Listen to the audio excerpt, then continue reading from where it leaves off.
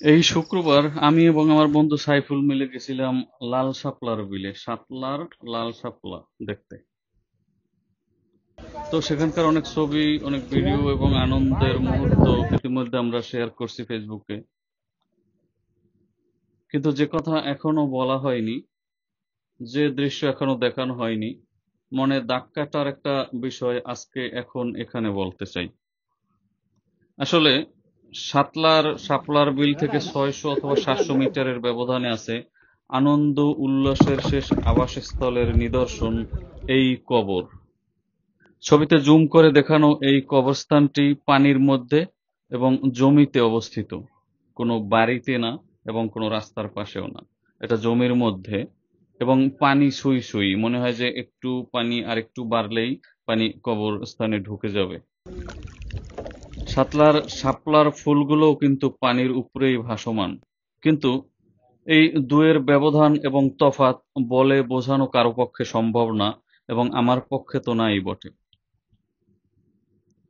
যেভাবে বলে বোঝাতে পারবো না শাপলার বিলের সেই নয়নবিরম দৃশ্যের কথা। মহান আল্লাহ তাআলার এক অপরূপ সৃষ্টি। আল্লাহ তাআলার অপরূপ সৃষ্টি এবং সৌন্দর্যে মণ্ডিত হয়ে প্রকৃতি সেখানে সেজেছে এক অপরূপ সাজে। খুব ভোরবেলা সেখানে যেতে হয়, কারণ সূর্য ওঠার সাথে সাথে শাপলার ফুলগুলো তার সৌন্দর্য হারাতে থাকে। যেভাবে মানুষের জীবন সময়ের সাথে সাথে আয়ু হারায়, আনন্দ হারায়। সেদিনের দেখা এই দুটি দৃশ্য আমাকে আলাদা আলাদা অনুভূতি দিয়েছে, আনন্দ দিয়েছে এবং কষ্টের দাগ কেটেছে। কোনোভাবেই আমি একটার সাথে আরেকটা মিলাতে পারিনি, অথচ দুটোই খুব কাছাকাছি ছিল এবং দুটোই দৃশ্যমান ছিল, দুটোই পানির উপরে ভাসমান বলা যায়।